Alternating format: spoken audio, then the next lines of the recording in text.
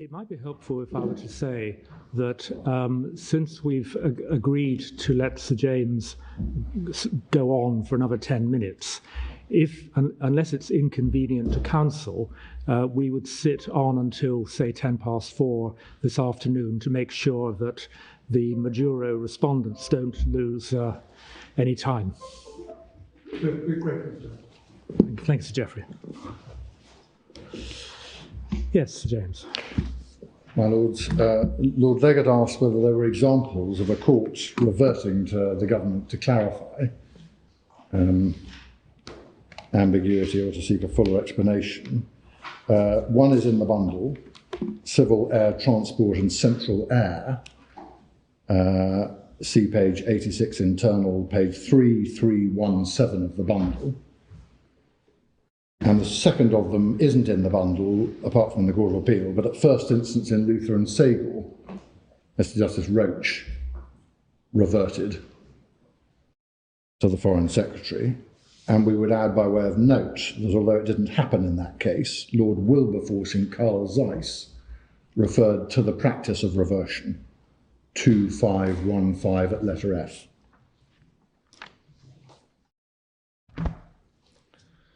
Well, very briefly on foreign act of state then. We've taken that very lightly in our written case, and I'll take it very lightly orally. We recognise, of course, that this is a common law doctrine. It's an aspect of the common law that was left open in Belhage and Straw, and as such, the relevant principles will no doubt be guided and dictated by the usual balance which shapes the development of common law principles, including in particular examining with care and accurately what the rationale may be for the underlying principle and where different versions of the underlying principle may lead in terms of their consequences. And viewed in that light, it might be thought that there are two different elements in play, or two principal different elements in play. The first of them is the principle that we submit exists, which is that the core foundation for the principle of this species of foreign act of state, dealing as we are with executive acts in their own territory, is the principle that recognises comity between sovereigns, coupled with a very powerful echo from the rationale that underpin the recognition issues that I addressed you about before the short adjournment. But it's comity between sovereigns that I wanted to emphasise a little bit, because I know my Lord Lloyd-Jones was interested in the idea as to whether or not the underlying rationale of this wasn't so as not to interfere with the constitutional arrangements in the foreign state. My respectful submission is that that risks being overbroad as a true explanation of what underpins this, which is about that sovereign recognition, sovereign to sovereign. So you can't call into question in the domestic courts the act of the foreign sovereign. And there is a risk, I respectfully submit, with the usual automatic reflex reaction when thinking about comity, which is that immediately judicial comity comes into mind, at least as part of the thinking. But the point I really wanted to make in relation to this side of the balance of factors that you'll need to take into account and to weigh is that we are truly here dealing with a doctrine which is founded on that sovereign to sovereign comity. And that is very important, I respectfully submit. And as I say, that then links one straight back into the risk, and I submit it's a real one, if the court gets sucked too far into examining foreign law and courts questioning acts of their own executive and so on, one risks getting into that place where there is at the very least a perception and possibly the fact of the United Kingdom as an international state speaking with two voices rather than one. But the underpinning for the recognition issues, we respectfully submit, is closely allied to that sovereign to sovereign comity, which we respectfully submit truly underpins this act of state. And where that leads you in terms of an expression of principle is to the place we respectfully submit that Lord Sumption ended up in, which is that the foundation of this doctrine of act of state involves a recognition of the foreign act of state because it is an act of state, rather than because it is valid under municipal foreign law or lawful under foreign law. So that's the left-hand side of the balance, as it were. I fully recognise, and it was really the thrust of the questioning that was put by my Lord Legate, that there is, in weighing where you end up on all of these principles, there is a right-hand corner, and the right-hand corner says rule of law. Why would it be that we would not take into account the fact that a constitutional court in a foreign country has declared the act of the executive, which is sought to be relied upon? Why is it we wouldn't take that into account? And so there are rule of law considerations which we acknowledge are in play, because this is a creature of the common law, and rule of law is always in play when you're fashioning new and complex and difficult principles in an area as self-evidently difficult as this is, having read the Bell-Ash judgments again and again. But we submit that reference to the rule of law does need to be weighed against the arid dryness, perhaps, of the sovereign comity point that I made earlier. But it also needs to be recognised that the rule of law itself as a concept, however seductive, needs to be treated with a little analytical caution, not least because it's a protean concept, even though as great a mind as Lord Bingham took an entire book to try and describe aspects of it. So it does require some analysis as to what aspects of the rule of law one is dealing with, and we do respectfully submit that when one approaches it from a domestic legal angle, which is what you have to do, respect for the separation of powers and sovereign to sovereign comity is just as much an aspect of the rule of law, because it respects basic constitutional allocation of power, as the idea that courts should be in charge, if I can put that as a basic idea rather loosely. It doesn't lead, rule of law does not lead, if one looks at the negative aspect of it, it doesn't lead to a principle whereby any foreign judgment must be or is to be applied as true by domestic courts, still less as a trumping feature that would remove the need to respect the sovereign to sovereign comity on which this principle is based. That is why you need to have all the treaties that govern the enforcement and recognition of foreign judgments, and that is why you have the common law principles. That is why a whole series of principles have been built up in the context of private international law that one sees very clearly reflected in a number of principles set out in Dicey and Morris, as to when it is that the domestic court will or will not disagree with a foreign judgment, despite one's natural tendency to respect the conclusions reached by a final foreign court. But the short point, perhaps in relation to rule of law, is a note of caution as to which aspects you're dealing with. Don't ignore the fact that rule of law encompasses the base rationale for the principle of foreign act of state in any event, and recognise also that rule of law can encompass the idea that foreign judgments are not necessarily to be treated for all purposes and in all respect as conclusive or trumping. But ultimately, it might be thought, when one's weighed those two corners, the left-hand corner and the right-hand corner, there is, I suspect that when you think it through, there is going to be a relatively narrow difference, ultimately.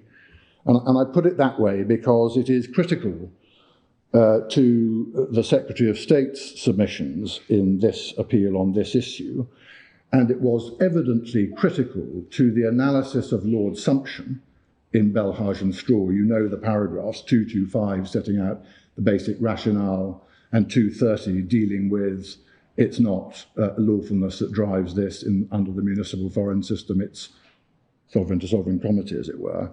But wherever you end up, all parties, I suspect, are going to accept that there's got to be some public policy exception of some description at some stage in the analysis.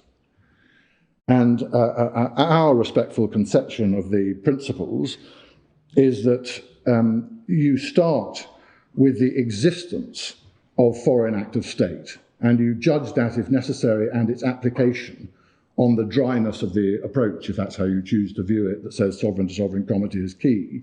And then you recognise that the doctrine of foreign act of state already has within it and built into it a public policy disapplication or exception.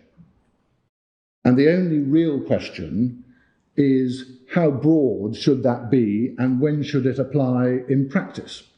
And I put that deliberately in that way because one can see a series of examples which would put Mr. Ottie's case, and to some extent the case we've advanced in our case, under the microscope, as Lord Legate did. Because you can posit an example where you have what might be described as bad executive, good court. But equally, you can have it the other way around. You can have the flip of those two things, and it's going to have to accommodate both. It would be surprising if whatever principles you came up with did not allow for and accommodate the possibility of bad court. Now you may say, well, that's already built in because recognition allows for a fraudulent court or a court that isn't properly set up constitutionally, or a court that is, to put it politely, a bad court. And so you've got to make an exception for that. And it may well be that that conception can be fitted into the public policy exception to the principle of foreign act of state. Our submission on English public policy, as it already applies to foreign act of state, is that this is an English or a UK public policy doctrine. So that's where you focus, and what that tells you is you're not necessarily driven or dictated to by the morals or findings of a foreign court, however august, however good. It tells you that it is a sufficient doctrine for your purpose if rule of law is the concern and you need to protect against that, or you wish to protect against that. But we respectfully submit that it is also correctly a narrow doctrine. Leaving aside the facts of our case for a moment, it's a narrow doctrine for jolly good reason. And the jolly good reason is because it is a big thing to interfere with the free-flowing lines that exist between sovereign and sovereign in terms of comity. And traditionally in the past, and we respectfully submit that if you're going to move from this position, you should move only with the greatest caution. It is only applied where English public policy would set its face, intrinsically set its face, against the nature of the sovereign act itself. Does it involve torture? Does it involve taking property away from a discriminated against minority? Is it one of those things? I mean, Jus Cogens doesn't quite do it, but you get the idea. It's something which will be regarded by the international community as beyond the pale. And that is a properly respectful, because narrow, exception to the otherwise important principle that sovereign to sovereign comity should exist. And so if the position is that you think not merely should there be an exception or an allowance for bad court, as it were, abroad, but that there should be an exception for good court as well, bad executive, good court, then we would respectfully urge you to keep that cautious and within very, very tight bounds indeed. And by that I mean that the mere fact that a foreign court has given a final judgment on an issue as to the lawfulness under its own municipal system of law of the Sovereign Act should not itself be enough. It would have to be a finding by a court. And I emphasize that because otherwise you end up having to grapple with the extremely difficult logic between a finding by a foreign court and an assertion of unlawfulness under foreign law. And so if you're going to do it, if you're going to create that exception, my respectful submission is that you should do it only extremely narrowly. There isn't, we submit, any real need to go there because of the purity of the doctrine as analysed by Lord Sumption. But if you do, it should be narrow. And that leads it to the final point, if I may, which is that, as ever when developing principles of this description and applying the incremental method of the common law, it might be thought to be unwise to shape the world entire in one judgment. And it might be as well, you may think, to keep whatever you say about this set of principles and how they work strictly confined to the actual facts of this case. It isn't for me to get into the arguments as to how that would all work, but you are self-evidently here dealing with a set of facts which involve a very specific act. Was a point that my Lord the President was making, a very specific act which you are considering, the appointment of the board. That's the nature of the sovereign act. That doesn't feel intrinsically egregious as an act, but it is a very specific act that you are dealing with. You're dealing with that act being done by a person who is, and here's the bounce into, or the echo from the one voice principle, by a person who is recognized as the President of Venezuela, with all that entails, by Her Majesty's government. You are dealing with a challenge, effectively, by a person who is not recognised for any of those purposes by Her Majesty's government, and whose regime has been described in the unflattering terms that you have seen from the certificate. And you are dealing, moreover, coming specifically to the foreign court issue, with a court which has had what can properly be described as the most serious and fundamental allegations of impropriety of conduct made against it, which allegations are not to be simply dismissed. And that also is a matter of some importance. So we don't, as I say, necessarily seek to make submissions about what the right answer is in this case, but those are my submissions on the nature of the principles that we respectfully recommend to the court on foreign act of state. Thank you very much indeed, Sir James. Sir Geoffrey.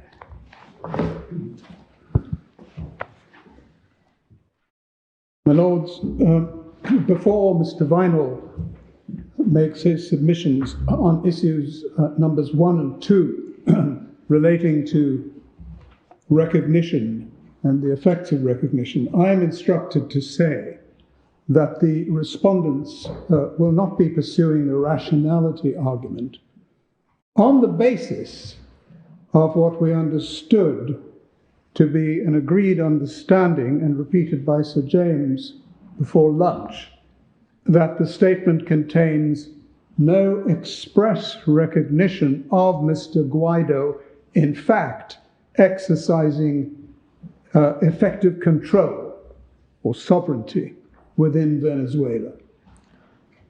I understood him to be saying that. I understood Mr. Otti to be saying that the recognition does what it says, but it doesn't say, as I understood them to say, with which we are content, that there is no express recognition of Mr. Guaidó, in fact, exercising effective control within Venezuela. And on that basis, we would not pursue the rationality argument. There's no need to do so, my Lord. But, and we won't therefore trouble the court further on that issue. But I would ask you for a very short indulgence, no more than a few minutes, on the context which prompted the irrationality claim, and which may therefore have a bearing on the arguments that are to follow.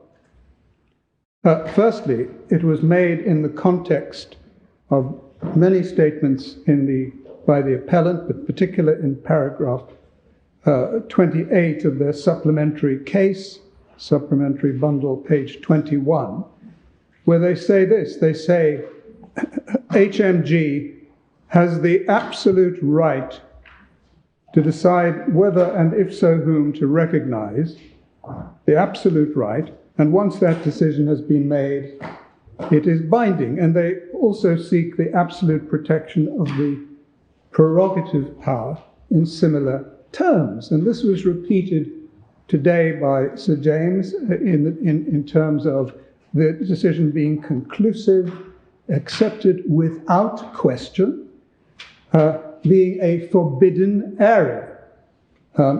Now we agree that there's a huge weight of authority to that effect, and we cannot deny that. And one can, indeed, we understand its rationale. However, my lords, with respect, this kind of absolutism no longer seems to us to harmonize with the tenor of our public law. It surely belongs to an age of unbridled executive fiat, justified simply by incanting, as with respect Sir James did today, the important principle of the separation of powers. But what in fact it does is it somewhat undermines the separation of powers to this extent by disabling and incapacitating the proper role of an independent judiciary implementing the rule of law. And if the appellants, and indeed HMG, are completely right about this, there's no chink whatsoever in this double door protection for judicial intervention, one voice and prerogative power. If there's no chink in that, it's certainly then open to the executive to confer recognition as head of state to any political leader who claims a flawed election. We've seen that recently on the other side of the Atlantic. I make no comment on that. But there are other politicians who might be said to contravene human rights, and it would be, alas, there are ample cases of these worldwide. And this would allow recognition or derecognition on those grounds, irrespective of any effective control. And this is the point that we stress, that it's really, in this case, about effective control. Now, we do not wish to open that issue at this point and to ask the court directly to enter this difficult arena. It's difficult because we completely understand that these are matters of high policy. The court should treat them with all due respect. But should they yield entirely to the breadth contended for by Sir James, whereas in contrast the court has recently said that previous zones of executive immunity and the growth of our public law has been about entering those excluded zones little by little, carefully, and with respect to institutional capacity, constitutional capacity, of course, but also by reference to countervailing constitutional principles, such as executive accountability to Parliament, which we've seen recently, and of course the rule of law, and the latter in cases that deal, for example, with ouster clauses, which in some way resemble the kind of prohibition that Mr. Otte and Sir James are urging on the court in this case. As I say, we don't any longer, because of that clear understanding, wish to prise open those questions. But we do feel that what I've said is relevant to ask the court at least to read down, to circumscribe the possible excesses of that absolutist version of those concepts, of the recognition notion, doctrine, I would say, rather than perhaps principle, and the absurdities that might result from an absolutist approach to recognition. Phrases like, that are used time and time again by the appellant, the fact which is being certified is the fact of recognition. That's all we need. That sort of language may be understood my lords, in the Academy of International Law, but it makes no sense when it fails to relate to reality on the ground. And reality is crucial in this case because there are very substantial practical issues at stake arising out of the fact that, for example, if HMG's recognition of Mr. Guaidó as head of state leads to the consequence for which the Guaidó board contends, then the consequence will be simply that somebody who effectively controls nothing at all in Venezuela is somehow put in charge of 2 billion euros worth of gold, free from legal oversight by English or Venezuelan law, or indeed that Mr. Guaido's supposed appointees to the BBC board would be wholly unable to cause the BBC to take any effective steps in any arbitration which required the BBC to do anything, such as to provide disclosure or to produce witness statements about BBC activities, because they simply play no role in any part of the machinery of the BBC. If the gold were to be given to Mr. Guaido's representatives, that would certainly not be reflected in the audited books of the BBC, over which Mr. Guaido's supposed appointees simply have no control at all. And most of all, perhaps, lacking local infrastructure, it is not sure how the funds could be used for the benefit of the Venezuelan people.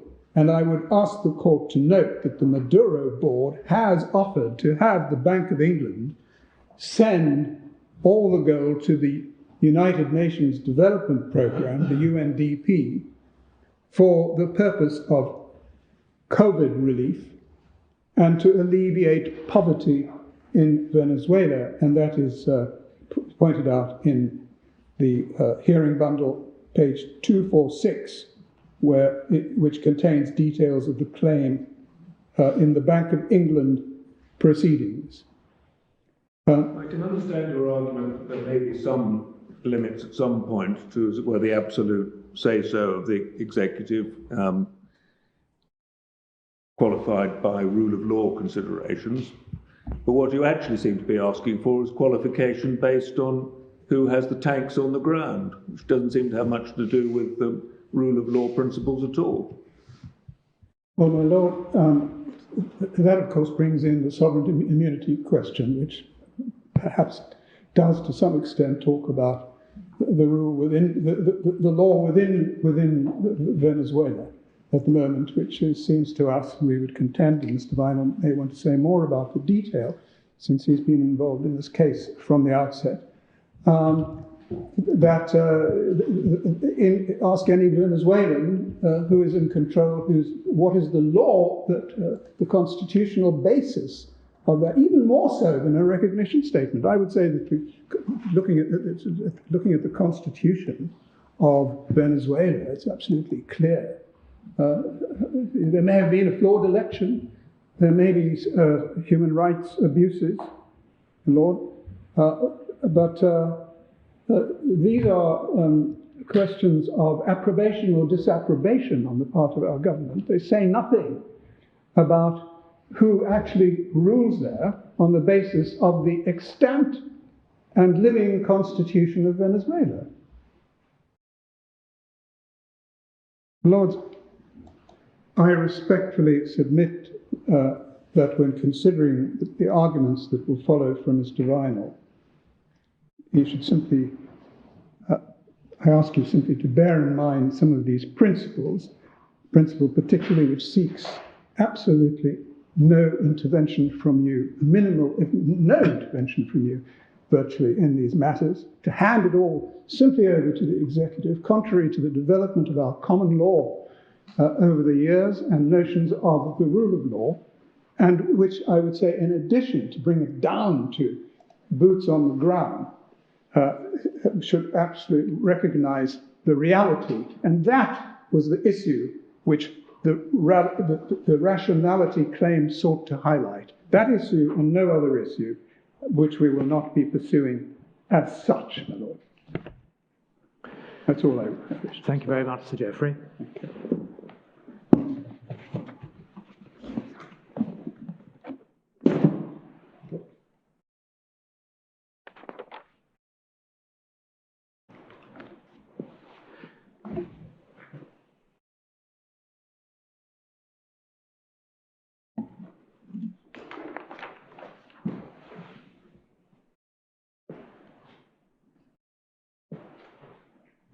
Yes, Mr. Vinyl. My Lords, this case is at the cusp of politics and law, and at the cusp of international and foreign domestic law, and it is sensitive for those reasons. It also comes at a time when HMG's use of recognition statements is undergoing a profound but mostly silent change towards a more politicised and foreign policy-driven use of recognition statements, so that recognition and the threat of recognition is used in the hope that it can achieve change, rather than simply as a means of reflecting and acknowledging actual changes that have happened. It's important to remember what the underlying issue is in this case, because the underlying issue is distinctly more prosaic than many of the issues with which we will be dealing. It is simply who is entitled to act on behalf of the BCV, more specifically, who's entitled to give instruction on behalf of the BCV in an international arbitration, or the €2 billion question, who is entitled to give instructions to the Bank of England in relation to the BCV's gold reserves there. And therefore the question is, who has been effectively appointed to the board of the BCV, or perhaps who must this court treat as having been effectively appointed to the board of the BCV? But it must be one of those two questions. And that's the so-called authority issue. Note that there is no issue in these proceedings about title to the gold. Everybody agrees that the gold belongs to the BCV. This is not a case about who owns property. It is a case about who has been validly appointed to the Venezuelan board of the BCV. The essential question, we say, in this case, is who is sovereign in Venezuela? Not who HMG thinks ought to be sovereign, nor who HMG would like to be sovereign. And we submit that profoundly the question of who is sovereign is a question of de facto control. And this goes directly to my Lord Legate's question, isn't this just then about boots on the ground, and isn't that unattractive? And the answer to the first part of that question is it is, in a sense, about boots on the ground.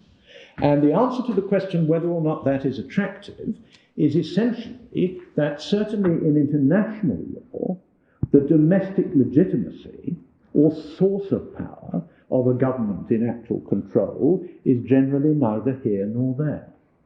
And it should be neither here nor there in this case. And can I just begin by celebrating some common ground and asking you, please, to go to paragraph 43 in Brace, which is electronic bundle 2845. And we were delighted that Sir James cited this and cited it with such ringing endorsement, because it seems to us it is both correct and on point and highly relevant, subject only to one proviso. And here the Court of Appeal said, it is well established by authority, this is paragraph 43, that the one voice principle is engaged by recognition of foreign governments as de facto governments, and that such recognition says nothing about the de jure status or constitutional lawfulness of the government under local law. Such recognition of a de facto government is a recognition of its sovereignty. Accordingly, what the one voice principle requires of the court is that it should give effect to the sovereignty, notwithstanding any constitutional unlawfulness of the government so recognised. And he goes on to say 4 cases illustrate the point. Now, this is not a case, and it seems to us it is common ground it is not a case, where there has been express recognition of a foreign de facto government. But if there has been implied recognition, or if there has been no recognition at all, but there is an effective foreign de facto government, then precisely the same principle applies, because it is sovereignty that matters. And that is why the point on which I so rudely interrupted before the short adjournment, and I apologise for that, but why it was so important whether or not HMG is purporting to certify that Mr. Guaidó leads an effective government in Venezuela. Because if HMG had ever purported to certify that, we would be toast, but for our rationality and one voice extension challenges. But HMG has not purported to certify that, and therefore we do not need those challenges.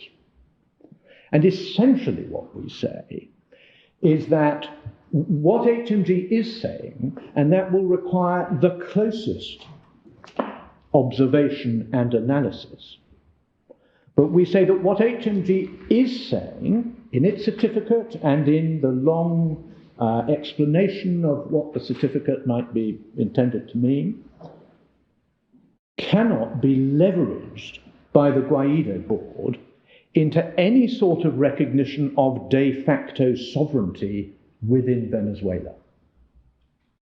And it's that issue, not one voice. I'm going to say very little about one voice, because we accept essentially all that is said about one voice.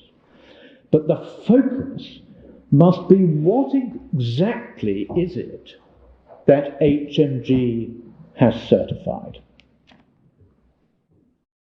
Now, I don't know whether this has worked, but I did ask if you could be given a 2-page document which starts on the first page, what is recognised. Did that manage to... Yes. I'm grateful. Yes. I will turn to that in just a moment. But the key submissions which I want to make in these proceedings can, I think, be reduced to 5. Firstly, HMG's recognition is, on examination, exactly what the Court of Appeal described as a de jure recognition. It is, on examination, a statement which says nothing at all about Mr. Guaidó's actual power or effective authority, nothing about sovereignty in fact, but about what he is entitled to do. In short, it is a de jure rather than de facto recognition statement. The second submission is we say it is clear that HMG's recognition, which appears to be directed principally to Mr. Guaidó's competence to represent Venezuela on the international plane as head of state, is on any view limited to his position as president qua head of state.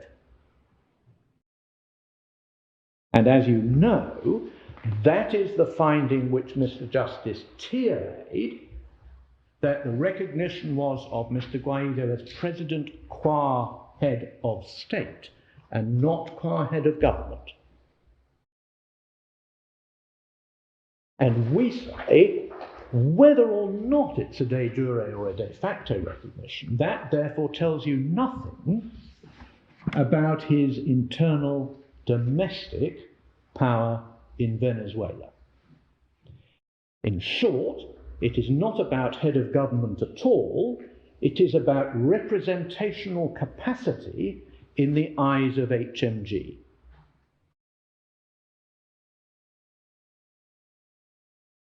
And those first two submissions are the nub of our case on recognition. Then we get to the de facto trumping point, issue 2 in the appeal. Now, the logical place for that is, in a sense, first and foremost, because it focuses, or it would focus our mind on what the Guaidó board need to establish. And so we would say, and this is my third submission, that what matters in resolving the authority issue is whether in Venezuela, where the acts of appointment to the board take place, or the appointment of a special attorney general takes place, if it takes place at all, it is Mr. Maduro or Mr. Guaidó who has power to make an effective appointment. That is the question that matters. That is the same as the trumping point. The trumping point is very well established where there have been recognitions, and it is well established, put absolutely crudely, because might is effective in that context. And it must... What we want to know is who has the legal power to make the appointment. Who can appoint somebody who will be validly authorised to give instructions in relation to the reserves? What you're effectively saying is that it's impossible to recognise somebody as having that legal authority unless they actually are occupying the central bank building. No, but we're not interested in who's occupying the central bank building in Venezuela. We want to know whose instruction is the legitimate one. And that's what we asked the government to tell us, and they've answered. Well, my Lord, with respect, no. What we need to know is who is on the board of the BCV. And that means who is effectively the board of the BCV. Legally effectively. Actually, effectively. You want transfer, the whole point of your argument is to try and transfer who's sitting in the boardroom, in fact, into who has legal authority. We say that the essential question, just as the essential question if you're asking whether a government is effective, is whether it in fact has control, so too, lower down the scale, with an effective board of the BCV. And so just as in Luther and Sagor and in all the revolution cases, the question is not who ought to have those powers, but who in fact has those powers and can effectively exercise them. So we say the same in this case. There's a sort of elision of concepts here. Between who has a power and who is entitled to have the power. You're really saying who is effectively in a my Lord, it's a fine line. I entirely agree. Well, I'm not so sure it's a fine line. I think it's rather that the way it's being put is blurring a distinction. The question should be who has the legal power. But at critical points, you want to make want to change Mr. Guaidó's case into one of saying not that he has the legal power, but that he ought to have the legal power. But that's not his case. His case is that he does have the legal power. Yeah.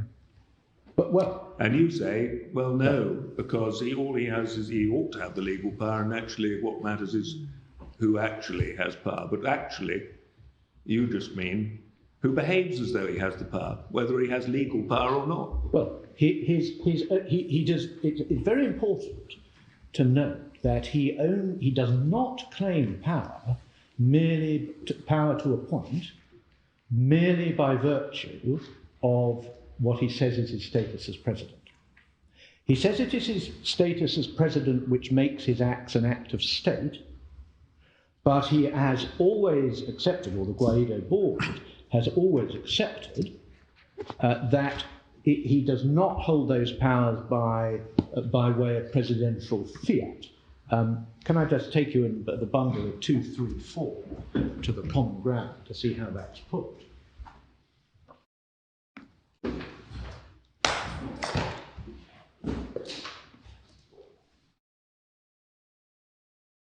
In relation to the transition statute, this is the top of page 234, paragraph 22.2 of the Common Ground.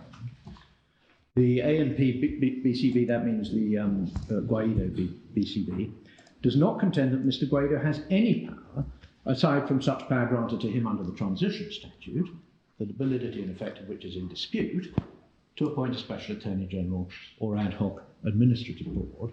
And at 365, in the pleading of the reply,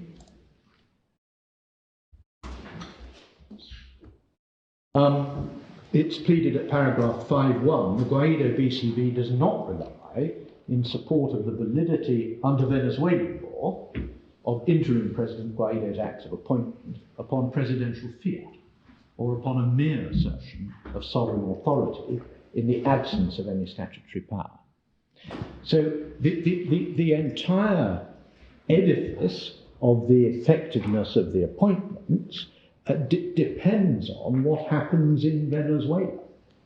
It doesn't depend only on whether he is, in some sense, president, but it cannot be effective without the transition statute.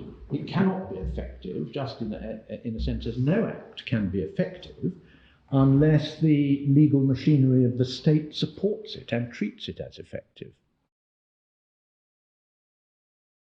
Well, there is a transition statute, that's a fact. And the question is whether it's legally recognised as valid or not. There's a piece of paper, no doubt. There's a piece of paper which says on the transition. Yes, and the question is whether that's a valid act or not, and that's a question of law.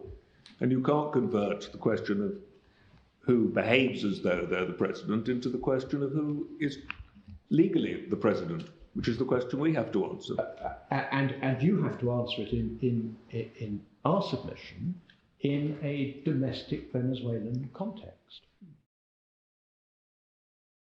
Because it is a question of Venezuelan law. It must be ultimately a question of Venezuelan law.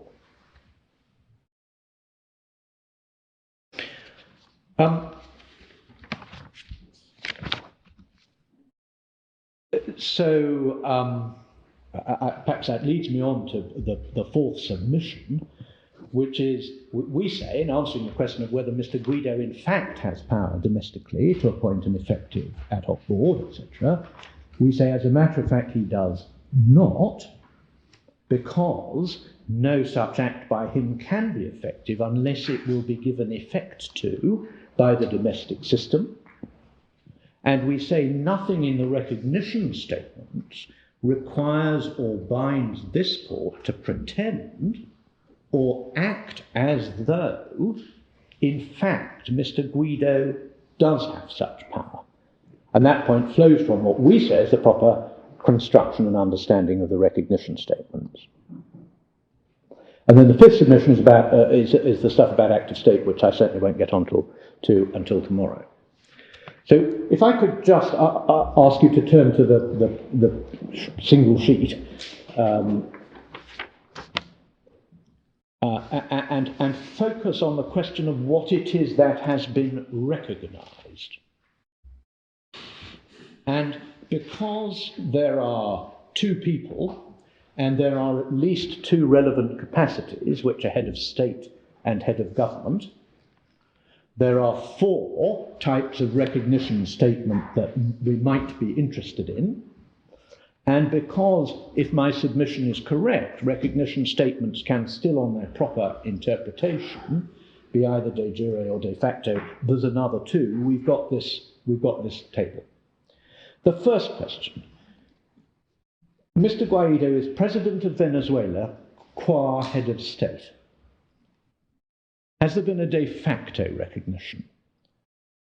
Forgive me, can you help me what you mean by qua or que head of state? In the capacity, qua head of government. Yes, I can.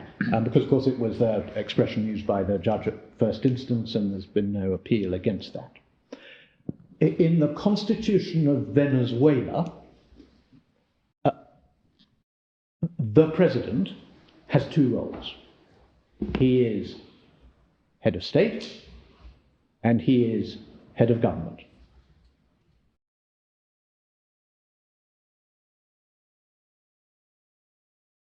in circumstances where there is a recognition of him as president, one needs to be clear whether he is recognised as the president for the purposes of being head of the executive, or whether he is recognised for the purposes of being head of state. And HMG has made clear that its recognition is as head of state.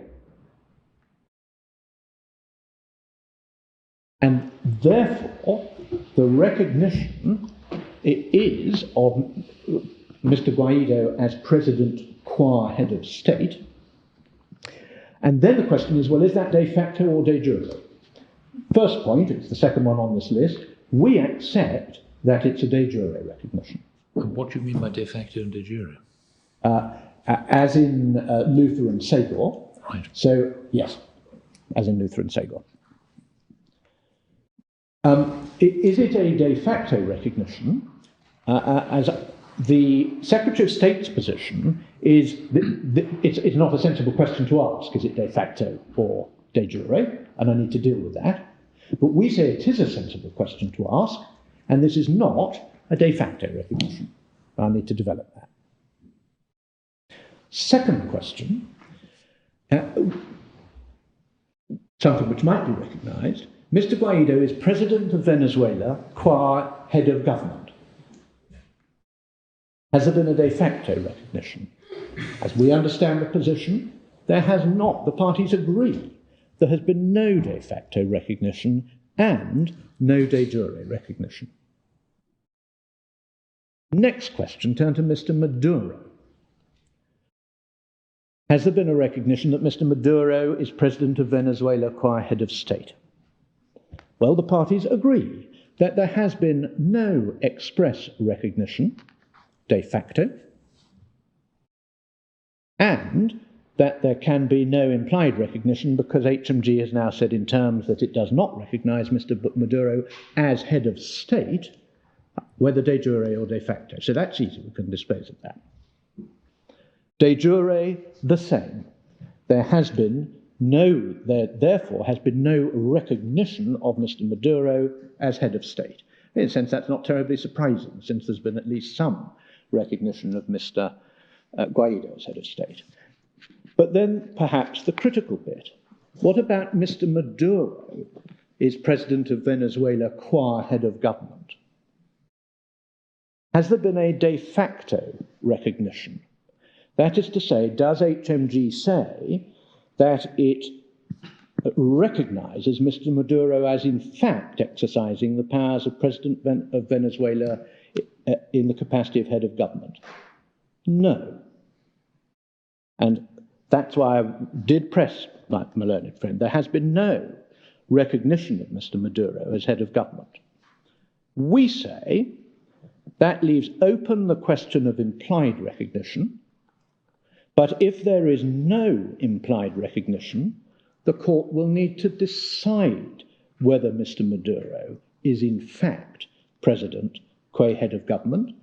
And we say that when the court does that on a Somalia and Woodhouse inquiry, it will inevitably decide that he is. And nothing you have heard gives any oomph to a suggestion that he is not, in fact, exercising domestically the powers of head of government. Why do you say the court must decide that question based with what the government has said? Because there is no recognition of anybody as head of government. There is no recognition of Mr. Guaidó as head of government. There is no recognition of Mr. Maduro as head of government. In the absence of express recognition, you look for implied recognition. And in the absence of any form of recognition, you answer the factual questions. If you need to resolve the question, I mean, it's only if you need to resolve the question, but... Well, that's my point. But why do we need to resolve the question? Because sovereignty and actual sovereignty is the touchstone of whose appointments are effective and to be treated by this court as effective. I see. So it's your effectiveness point. Exactly. Yes. Exactly. I'm wondering why you draw the distinction you do between head of state and head of government. That there clearly are countries, such as this country, where the head of state is somebody different from the head of government. But as you've just told us, under the Constitution of Venezuela, the president is both the head of state and the head of government. So if somebody is recognized as a president, does it not follow that they hold both positions? Well, we would first of all say no, and secondly, it's not even the case we anymore have to meet. Can I show you the pleadings in 300, paragraph 8?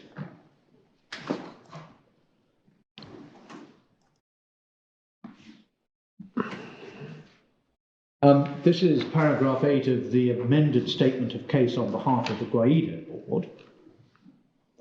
And you will see that at paragraph 8.1, or paragraph 8, it says, the answer to the authority issue is that Special Attorney General Falcon is entitled to act for and represent the BCP for the following reasons. 1, interim President Guaidó is regarded by HMG as the, now it used to say, head of state and government of Venezuela. And it used to say, for ease of reference, this, that is to say, recognition as head of state and government, is described as the UK's recognition. So in the unamended pleading, every time it said the UK's recognition, it was his recognition as both head of state and head of government. And that case was changed to a case that interim President Guaidó is regarded by HMG as head of state and president of Venezuela. And we say that is a critical amendment. It's an amendment which was necessary because any de facto recognition of Maduro, because any de facto recognition of Guaidó as head of government would have been manifestly irrational, and that is why HMG hasn't done it. But once you move away from a case that Guaidó is recognised as being head of government, you abandon a case that he has effective executive control in Venezuela. And if I'm right, that just as in Luther and Sagor, effective domestic control is the touchstone, at that point, the case for Mr. Guaidó begins to unravel. Indeed, it fatally unravels. And again at paragraph 19, it was said, pursuant to, page 303 of the soft copy, pursuant to Article 226, the President of the Republic is head of state and of the national executive, in which latter capacity he directs the action of the government. And it used to say, the United Kingdom's recognition of interim President Guaidó is thus as both head of state and head of government of Venezuela. And that contention has been abandoned by amendment. And we say, realistically and correctly so. Now, if I could just turn to the other side of this sheet, this is, I think, a very similar way of saying the same thing. We say, you may decide I'm wrong about this, but we say there is a distinction between a de jure recognition, or an entitled to be type of recognition, and an actually is, or de facto recognition. And we say there's also a distinction between a head of state recognition and a head of government recognition. So we say, on this 2x2 grid, the recognition of Guaidó is in the top left-hand corner. It's a de jure recognition as head of state. And that is common ground, that there has been a de jure recognition of Mr. Guaidó qua head of state. That is common ground. Yes, but what is not common ground is the meaning of de jure. I mean, there's the Oppenheim meaning and there's the Lutheran Sagor meeting. You pray made Lutheran Sagor, and the Guaidó board say no. That's not the right test. Well, the common ground is sorry, I didn't mean a sleight of hand by saying that. What I should have said is we concede a Lutheran Sagor de jure. Yes. That would have been a fairer way to put it.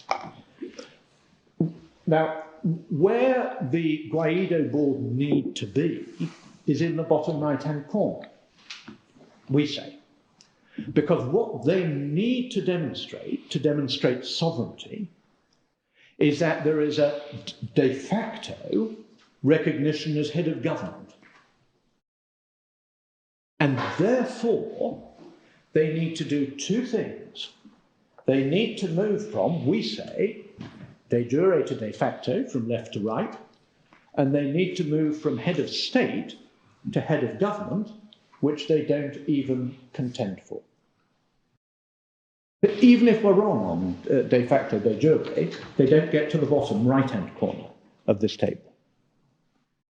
On de facto, de jure, there are really three columns. Who's entitled to be president? Who has the legal powers of the president, and who behaves as if he's president and people answer to him, whether he has any legal powers or not. And your argument really rests on sort of sleight of hand between senses in order to convert the person who in practice is sitting in the president's office into the person who has the legal power. No, I say who has the actual effective power. I say, well, who's the actual effective power, you see? Do you mean the person who, if he says to the army, do something, they'll do it? Or do you mean the person who legally is the person who gives valid instructions? Well, of course, the question is according to whom?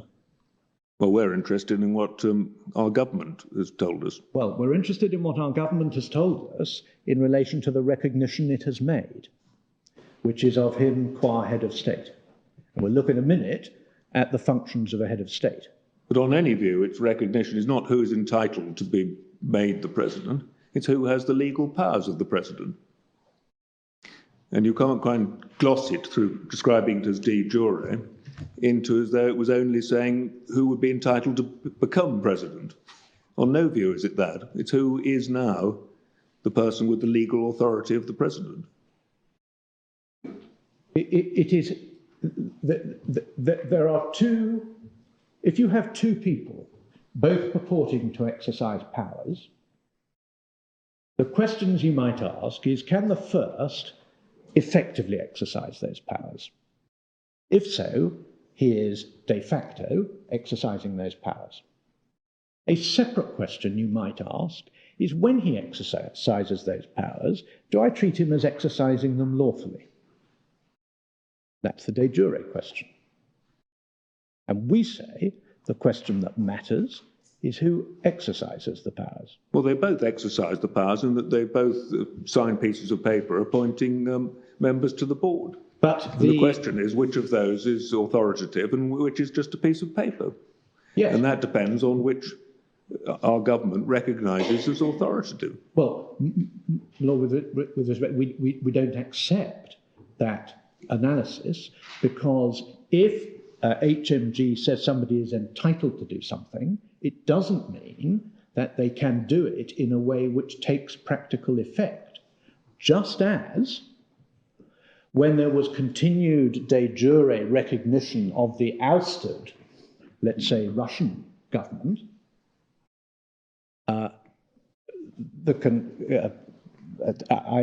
mere de facto recognition of the incoming usurper, the fact that there's de jure recognition was nothing to the point, because the old government's power had gone. So, well, if it doesn't make any difference, then it won't matter what the court decides, but it does make a difference, because it makes a difference who's going to receive the benefit of the bank deposits. Well, exactly. The question is who is to be treated as the board? Who is to be treated as the board of the Venezuelan entity? That's the question. I agree. So that way of putting it, and I'll certainly think overnight more about my Lord Legate's threefold division, but that's how we say the question arises. Can I quickly say something about recognition of Venezuela as a state?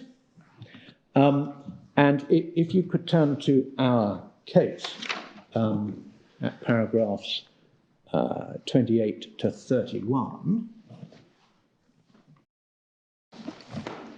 we've set out the point. It's obviously statehood and government as a matter of international law are not the same, but a sovereign government is one of the criteria for recognised statehood in international law. This is electronic 2073, page 11, paragraph 28 of our case. And we have cited Crawford in Brownley's Principles that a government is the formative element, the organisational machinery which enables the state to enter into international relations and thus exercise its rights and fulfil its duties. States as legal persons act through their governments, and most, if not all, aspects of international relations depend on acceptance of a government's right to act and speak.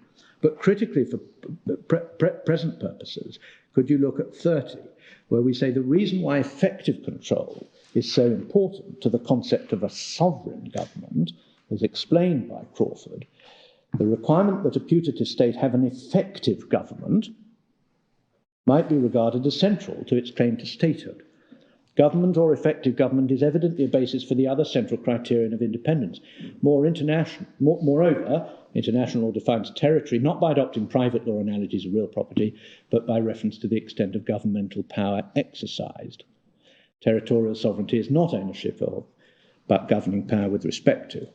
There's a good case for regarding government as the most important single criterion of statehood. And we say, and this is over the page, that in international law, how an effective sovereign government came to be in place is entirely irrelevant. There is no requirement for governments to be democratically elected, nor even that they be lawful in terms of the state's domestic legislation. This is addressing the question at the level of international. My Lord, yes, it is. Different question. Domestic court in this jurisdiction is to ascertain whether an entity is, in this case, the president of a state or not.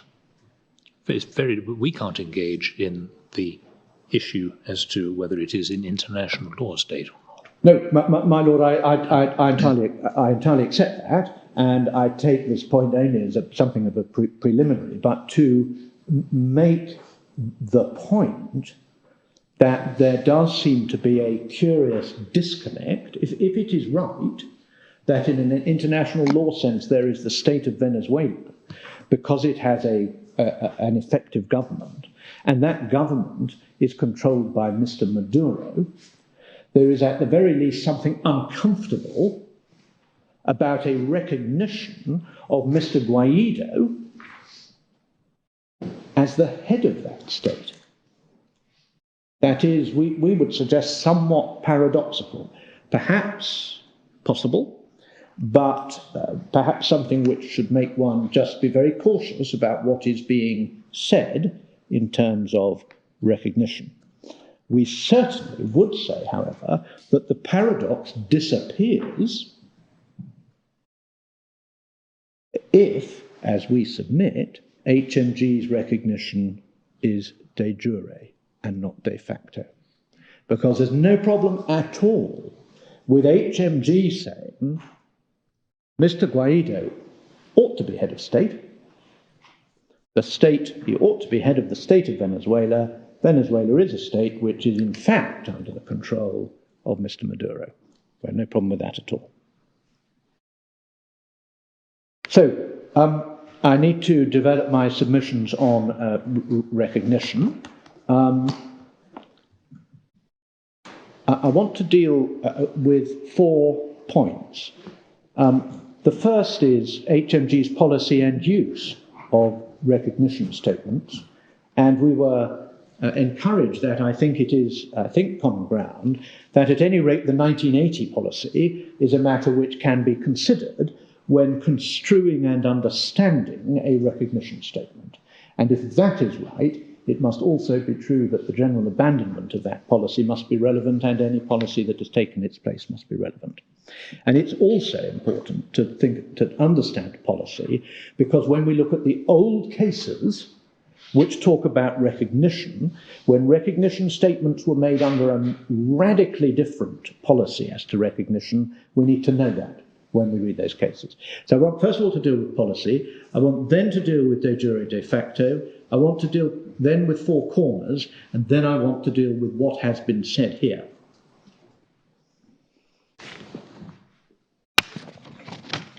So the policy. HMG used to tell the courts and tell everybody what criteria it applied for recognising a foreign government. And if we go in the bundle, please, to 6368,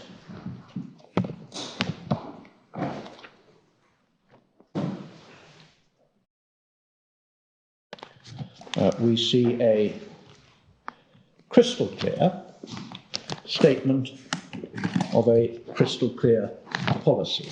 This is the 1951 policy statement, which is recorded in the Coles Ice case.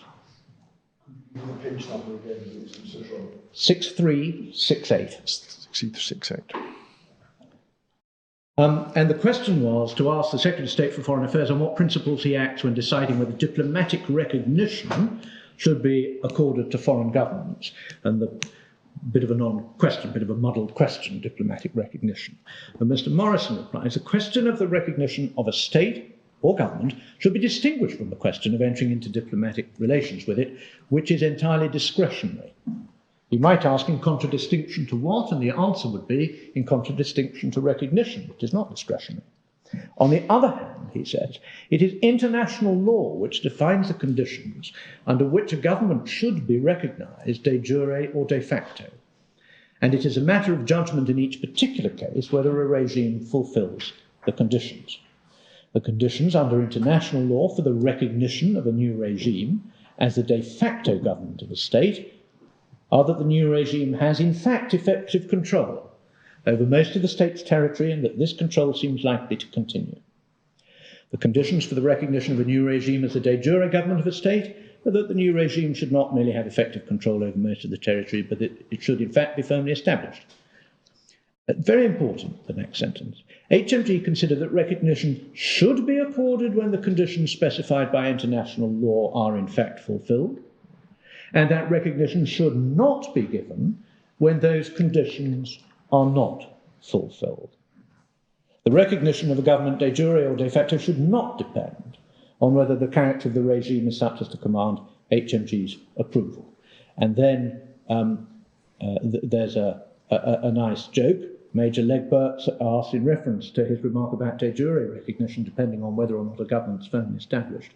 Would the right honourable gentleman say whether it would not be better to make sure they were there by right and not by force? Anticipating perhaps Lord Leggett's question to me earlier, Mr. Morrison says, I appreciate the point, but of course that draws us into points of morals and so on, which I gather are a little difficult. In view of the last answer, does the right honourable gentleman think that his government ought to be recognised de jure by anybody? So a little bit of humour coming in, but after a really important statement, which tells us that at this stage, HMG bound itself to recognise when what it said were the international law criteria were fulfilled, and not to recognise when they were not. And if we then go to 6, now I should say that it's that approach to de facto de jure recognition which is the Oppenheim approach, of course, because this goes into Kozak. Can we go to 6376, which tells us helpfully the continued position both in 1967 and in 1979, just before the policy change. Sir Ian Gilman, the criteria which have been applied by successive governments are as stated in the answer given in 1967, namely, the general practice which HMG have followed in relation to sovereign states in Africa as elsewhere is to recognise de jure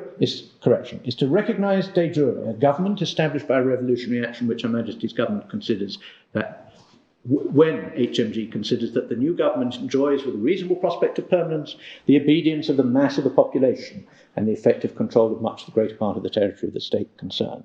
HMG must, of course, take due account of special circumstances, including any UN or other international action. And then below, recognition enables HMG fully to conduct business with the government in question.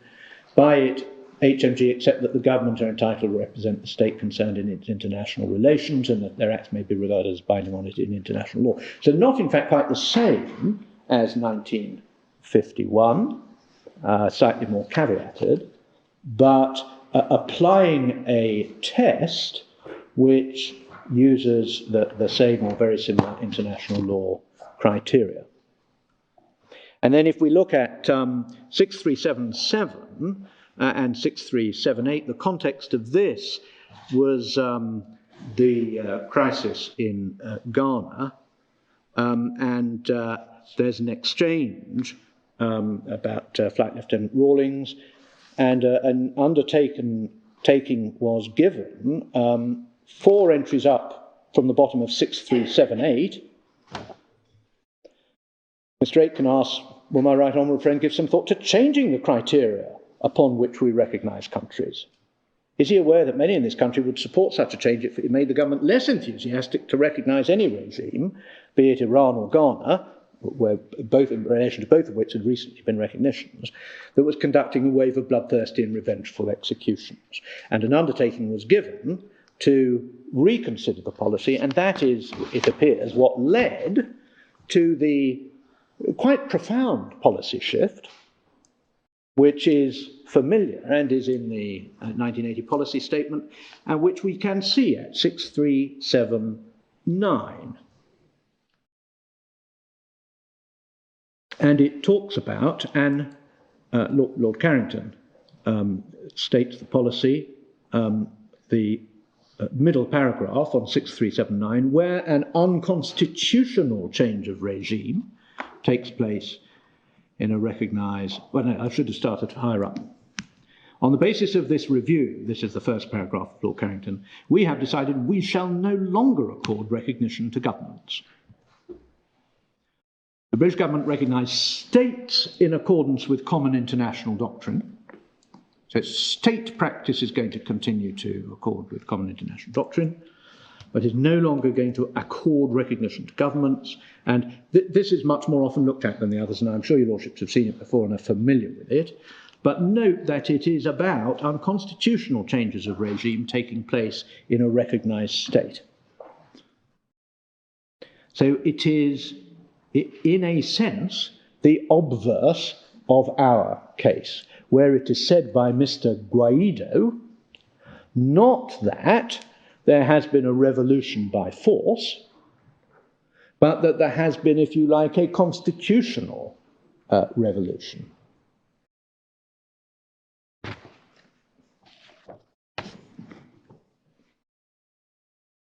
So the opposite of our case. Now, the consequence of that is that since 1980, there have been very few statements of recognition of governments.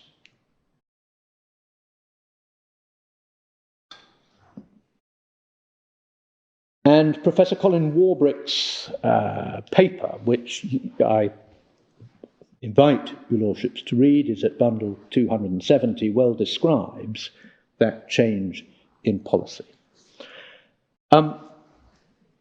So undoubtedly, since 1980, there have been very few examples of recognition of governments, and if the policy had been totally adhered to, there would be none, and there was, however, the Libya recognition.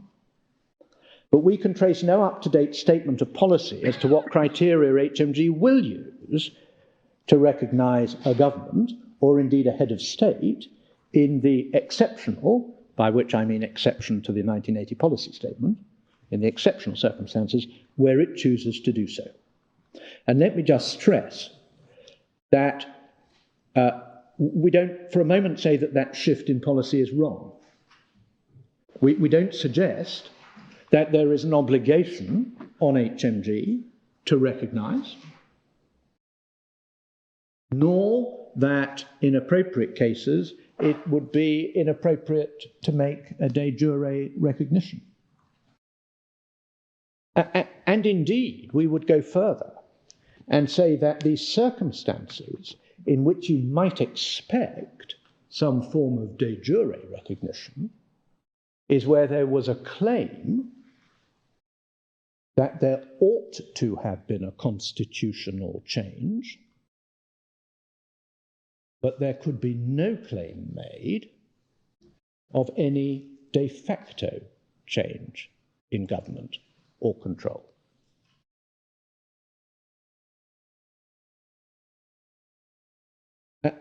And that, of course, is our case.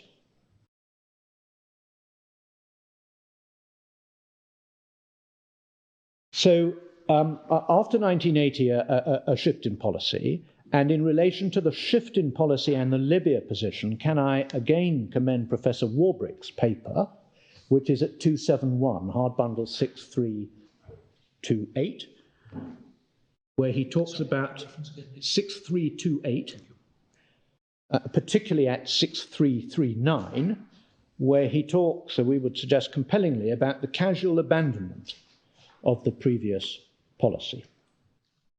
And he suggests that recognition is being used in the Libya case to some extent as an agent of change. And we suggest that the present case is a good example of HMG using recognition statements as an intended agent of change, and indeed doing so in conjunction with other sovereign states also making recognition statements. It seems to us there has been no recent practice of recognizing heads of state rather than heads of government, and so the recognition in this case is perhaps slightly unusual. And so it seems to us we are in this case in territory which is unique, where we have no freestanding statement by HMG of the criteria which it now uses as a matter of general policy for recognizing either foreign governments or foreign heads of state, no explicit statement of the criteria applied in this case, but hopefully, and I will come to them later, some clear statements which make clear the motivation for making this recognition statement and the criteria against which it has been made. And as I will develop a little later, we believe that the present policy represents almost a reversal. That in the past, HMG felt constrained to make recognition statements and was embarrassed because they were misconstrued as conveying political approval. And now we have almost the obverse, well, we do have the obverse. Recognition statements made in order, indeed, recognition statements coupled with a threat, made in order to try to make a foreign sovereign behave in a particular way, and if he doesn't, we'll make a recognition statement. And that's what has happened in this case. So then briefly, before I deal with de facto and de jure, what does Mr. Guaidó say?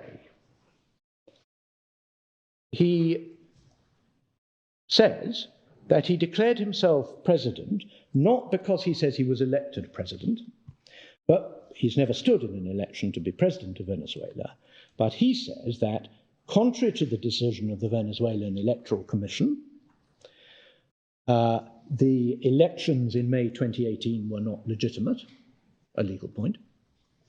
And he says that by operation of Article 233 of the Venezuelan Constitution, and that's at 816, and I'd like to go to it just briefly.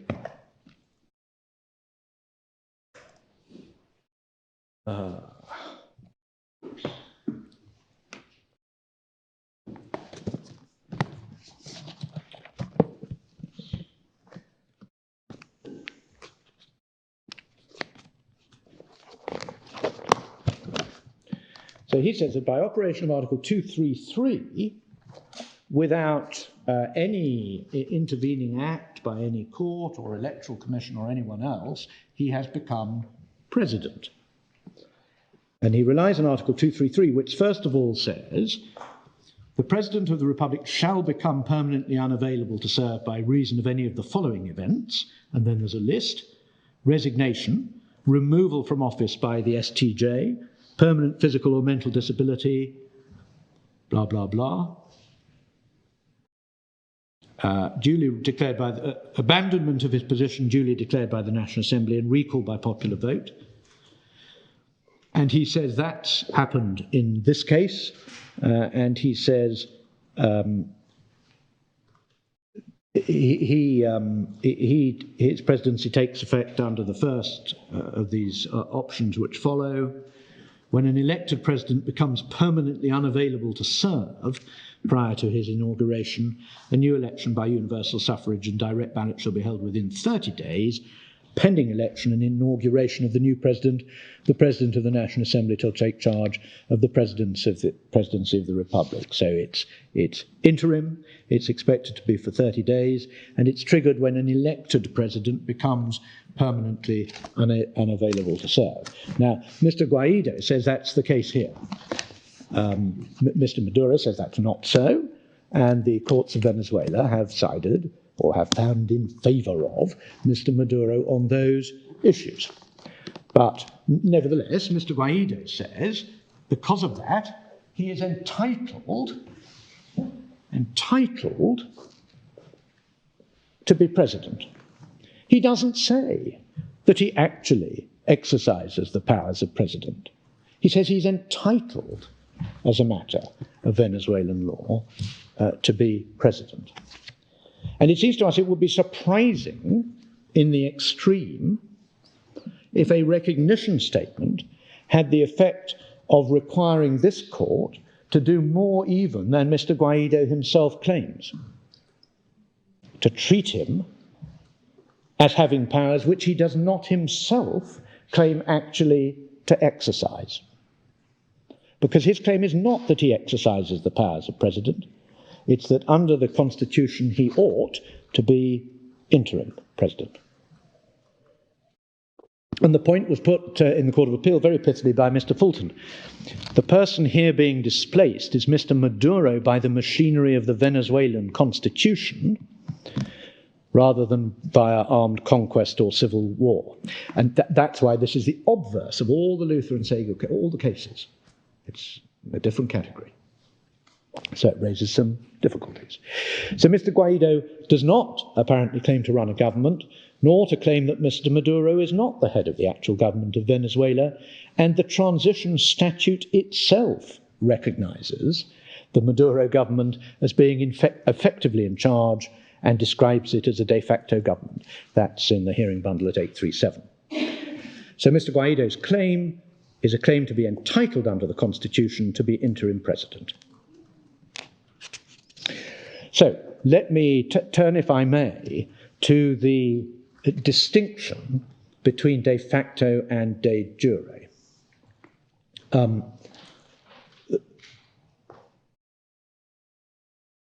Firstly, as we know, these are labels, they are shorthand, and they have not in the past been used consistently, and you've seen what the Court of Appeal has said about that.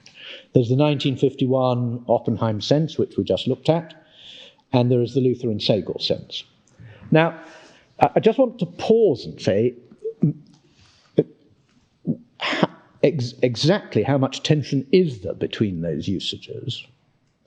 And there may not be all that much in this sense, because in the traditional Russian Revolution, Spanish Revolution cases, there's a de facto recognition first, when the usurping government has effective control, followed by what's described as a de jure recognition. And what seems to be being captured by that is that after a revolutionary change of control, there comes a point where it seems permanent enough for one to clothe it with the respectability of a de jure recognition.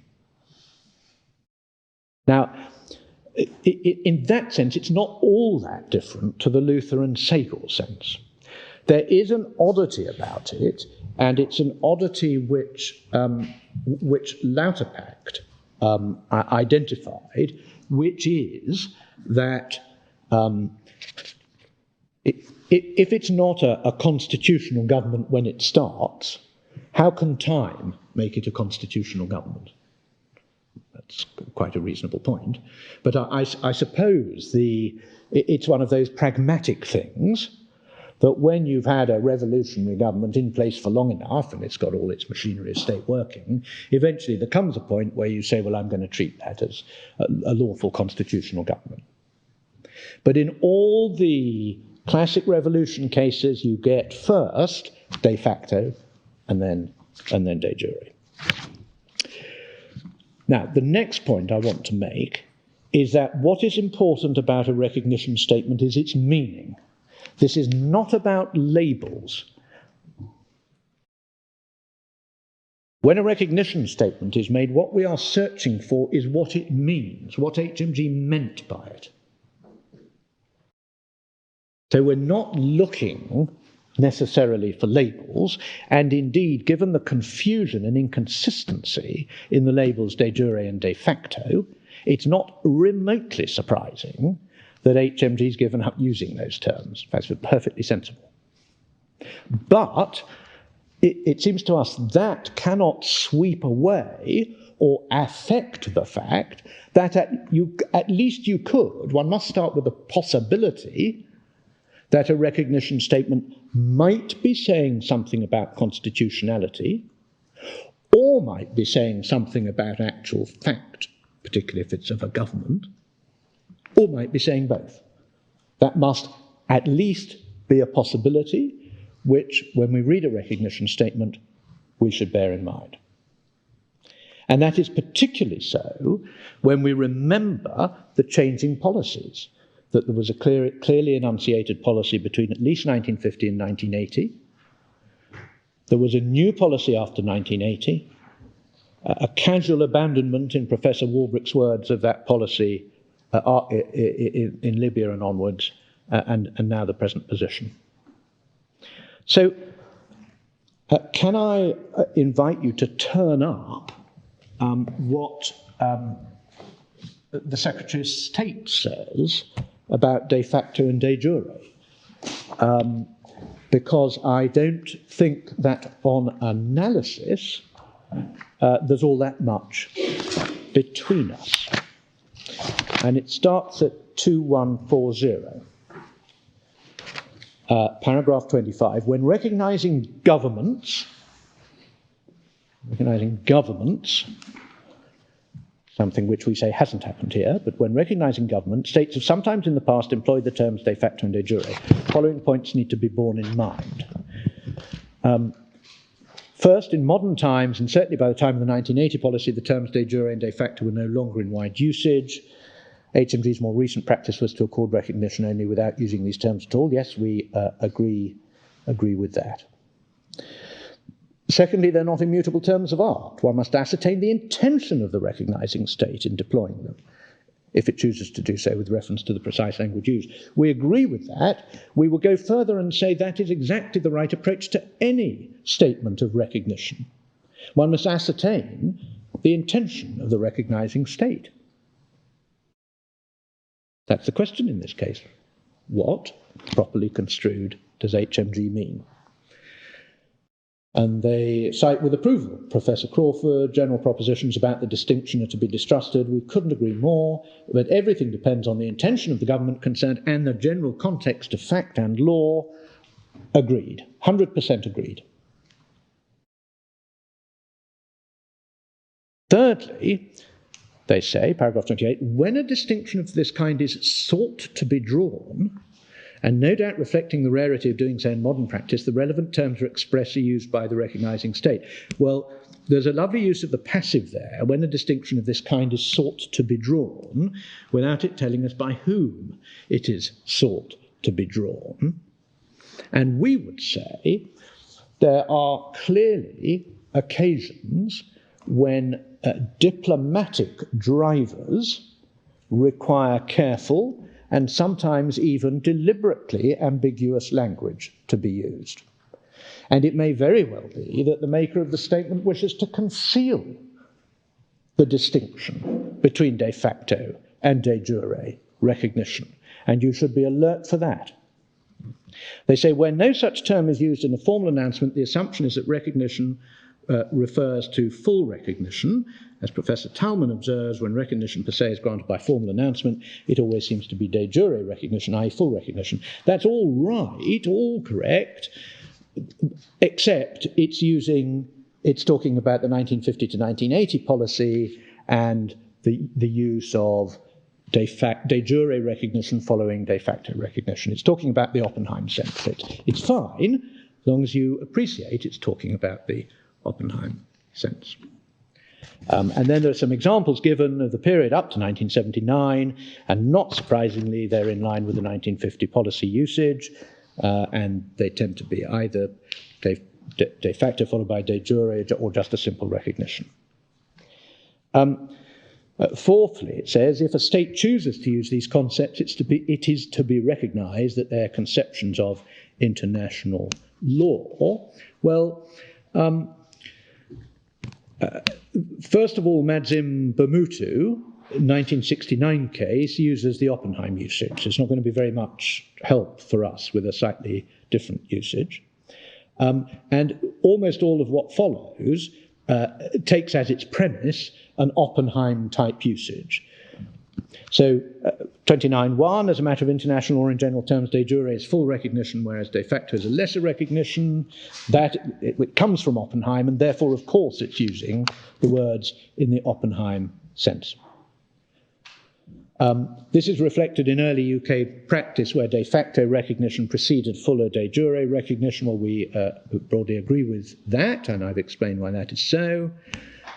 It's also consistent with Lord Wilberforce in Carl Zeiss. Well, yes, that's right, but he was talking about the then normal practice of de facto followed by de jure recognition. And then it said further, limiting de jure recognition to a statement on lawfulness under the relevant foreign law is to focus on the wrong legal system.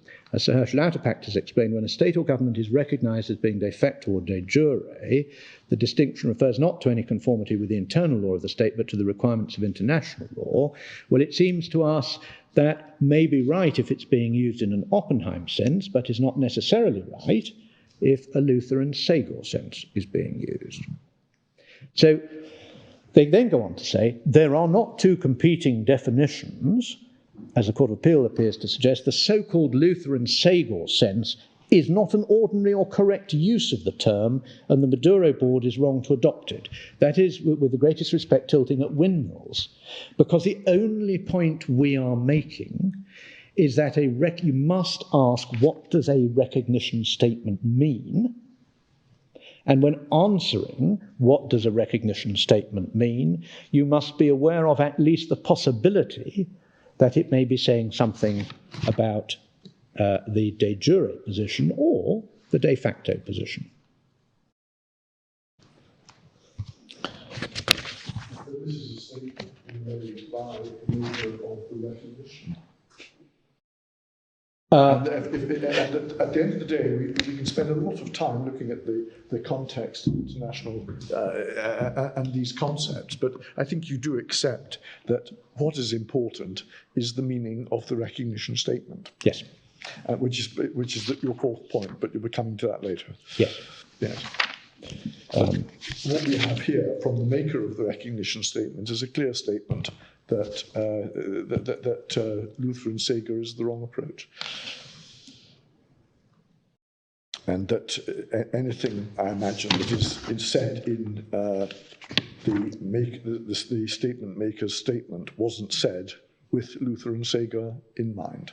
No, and HMG has not used the expressions de jure or de facto recognition. No. But what it has repeatedly used is constitutional and entitled to, and we'll see that. And both of those expressions are language appropriate to a de jure recognition. And none of the recognition statements, nor any of the surrounding explanation, explication, expansion today has said anything about actual exercise of power or control, only ever about entitlement.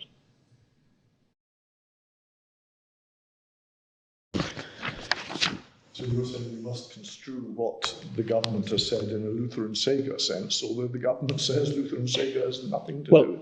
What I say is a recognition statement could have one of two meanings. It might be telling you the maker's view of the entitlement of the person recognized to exercise powers, or it might be telling you something about the maker's view of the actual ability of the recognized person to exercise powers. And certainly in cases of recognition of a government, that is a well understood distinction, and it's an important distinction.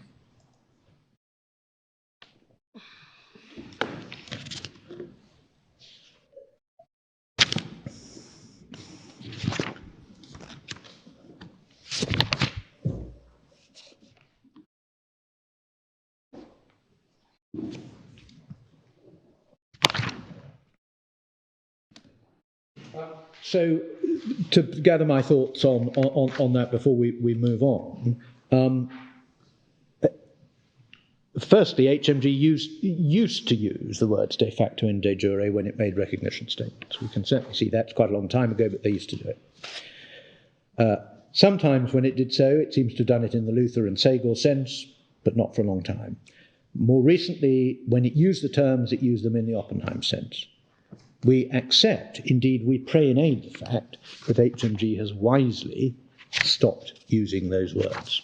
They only cause confusion. But we submit that there nevertheless remains a perfectly valid conceptual distinction between expressing the view that a government or person is entitled to exercise certain rights or powers and expressing a view that a government or person is in fact effectively exercising those powers. So the second point, or the next, I've forgotten my numbers, the next point on the sort of law of recognition statement is four corners.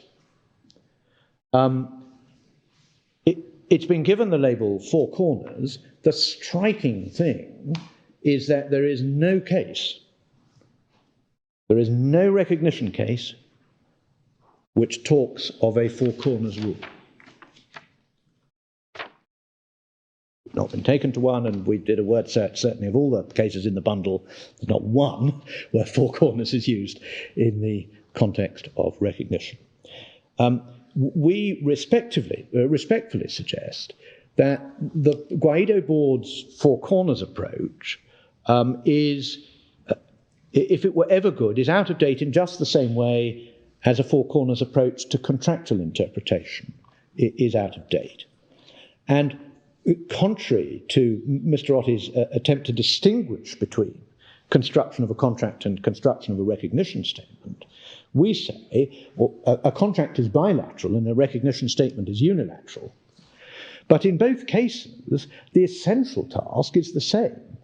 What is the meaning of the words used? What is the objective meaning in a contract? And what is the intended meaning by the maker in the case of recognition? But just as there is no longer considered appropriate to confine to the four corners for a contractual interpretation, it should not be, and we say there is no authority to suggest that one is so confined in a recognition case. And it seems to us, with respect to both of my learned friends, that there has been an unhealthy conflation of two quite different principles. One is the one voice principle, which says that once you have an unequivocal statement, you must give effect to it. And I have nothing to say against that. Once you have and unequivocal statement, the one-voice principle says it must be given effect to. And you see that tested quite hard in the Kelantan case. But there, because the recognition statement on its own was perfectly clear and unequivocal, effect was given to it. That does not help you at all with the question of working out what the statement on its face means and whether it is clear and unequivocal. And we would suggest that because of the profoundly binding nature of a recognition statement, because it does potentially oust what would otherwise be the court's jurisdiction, you should apply a pretty stiff requirement when you ask whether it is entirely unequivocal. It is for the maker of it to make it entirely unequivocal. And the cases recognize that there may be occasions when it is not, and there may, on occasion, be good reasons why it is not. At 2565,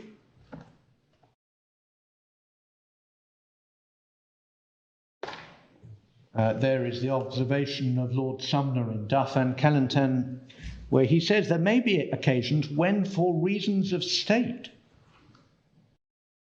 full, unconditional or permanent recognition has not been accorded by the Crown, and the answer to the question put has to be temporary, if not temporizing, or even where some vaguer expression has to be used.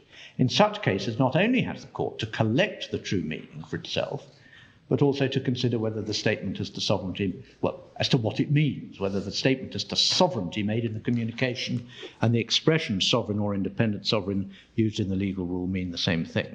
Well, there's a lot of wisdom, we would suggest, in that observation, and it does not detract at all from one voice. And I think this is the distinction which my Lord Legate drew in the course of argument yesterday between the consequence of a statement, which is on its face clear and unequivocal, and the question of how do you decide whether it's clear and unequivocal.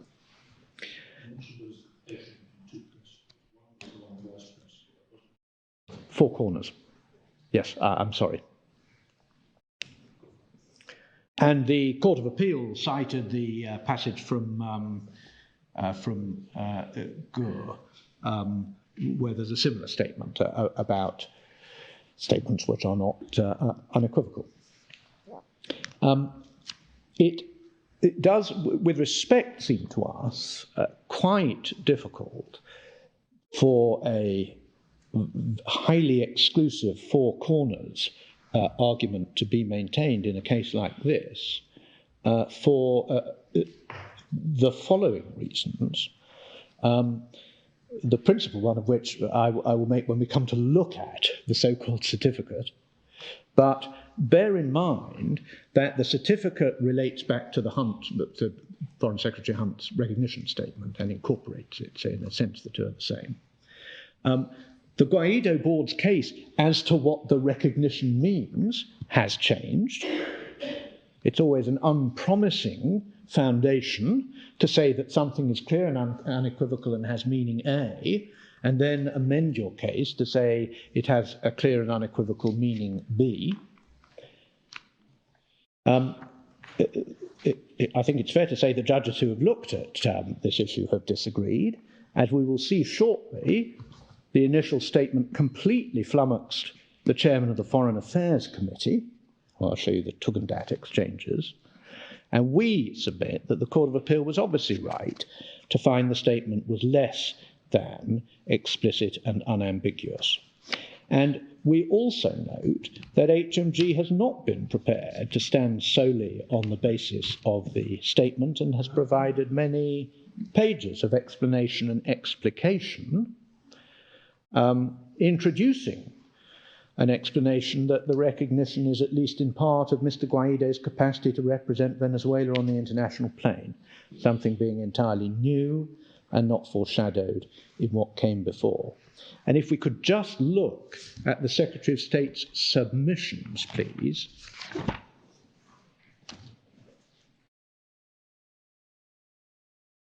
The first, page 2133, or internal page 2 and paragraph 3,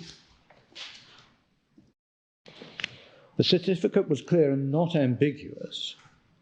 The certificate expressly stated HMG recognised Mr. Guaido as the interim president of Venezuela. The consequence is that from that date, Mr. Guaido and no other was the individual recognised by HMG as having the authority to act on behalf of Venezuela in the capacity of head of state. The certificate, when we come to see it, does not say anything about capacity to act as head of state.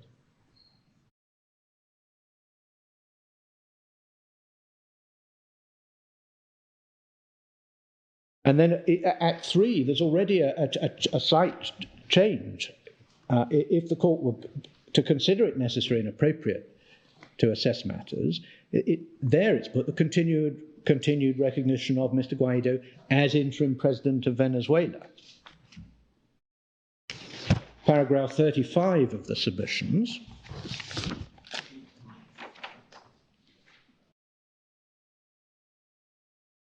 The certificate meant what it said, was not qualified by reference to any function. Its clear meaning was that Mr. Guaido was recognised by HMG as the head of state of Venezuela for all purposes for which a head of state can act. But that, again, is wording, which we'll see, is not in the certificate. And at 37,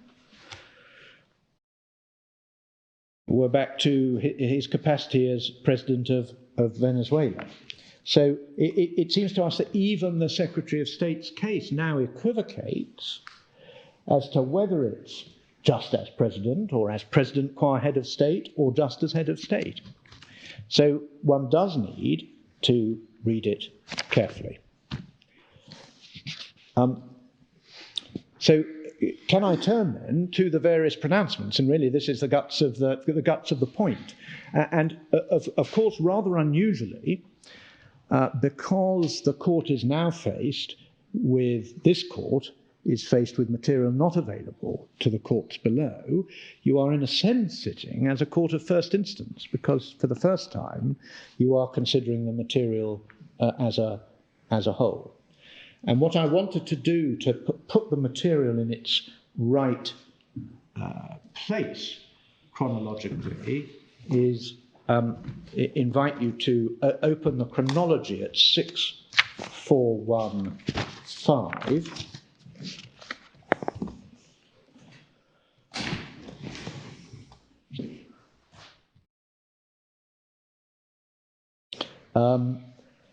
And of course, the recognition comes in January 2019, but there's quite a lot of water under the bridge. At 6417, elections held for the National Assembly in December 2015,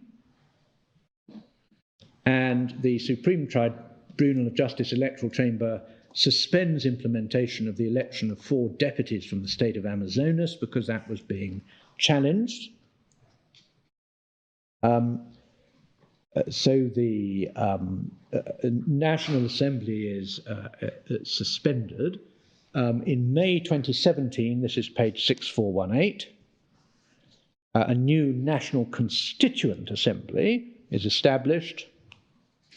And in May 2018, page 6419, an election is held for the presidency of Venezuela. Mr. Guaido is not a candidate, but Mr. Guaido says that that is not a free and fair election.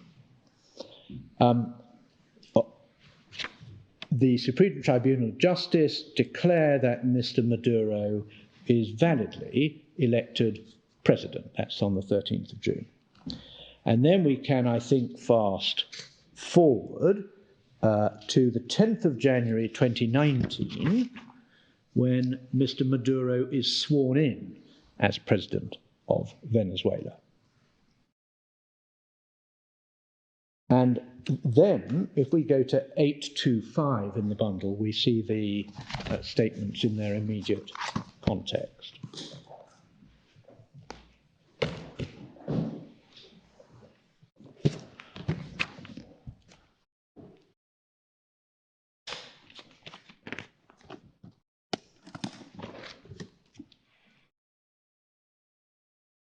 And on the 24th of January, Foreign Secretary Jeremy Hunt says, "We're extremely concerned about the situation in Venezuela. It's clear that Nicolas Maduro is not the legitimate leader of Venezuela." So taking a point on the constitutional lawfulness of his position. At the bottom of the page, United Kingdom believes Juan Guaidó is the right person to take Venezuela forward. So expressing a view on the internal politics of Venezuela and favouring Mr. Guaidó. Then on the 26th of January, there is an ultimatum issued by Mr. Hunt. That's the Guaidó board's characterisation of it in their supplementary case, an ultimatum, which is that unless Mr. Maduro calls fresh elections within 8 days, HMG will make a recognition statement. And if we go to 827, we have the statement in the House of Commons by Sir Alan Duncan. Last week, hundreds of thousands of Venezuelans took to the streets to protest against Nicolas Maduro's continued presidency. And at 828,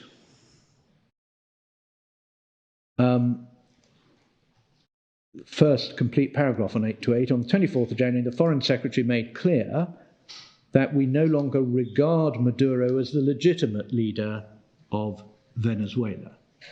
On Saturday, I attended an emergency UN Security Council meeting in New York where I said that we believe that Mr. Guaidó is the right man to take Venezuela forward and that we will recognise him as constitutional interim president if new elections are not announced within 8 days.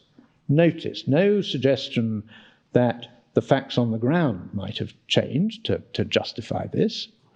This is a threat of recognition intended to induce a change of behaviour by Mr. Maduro.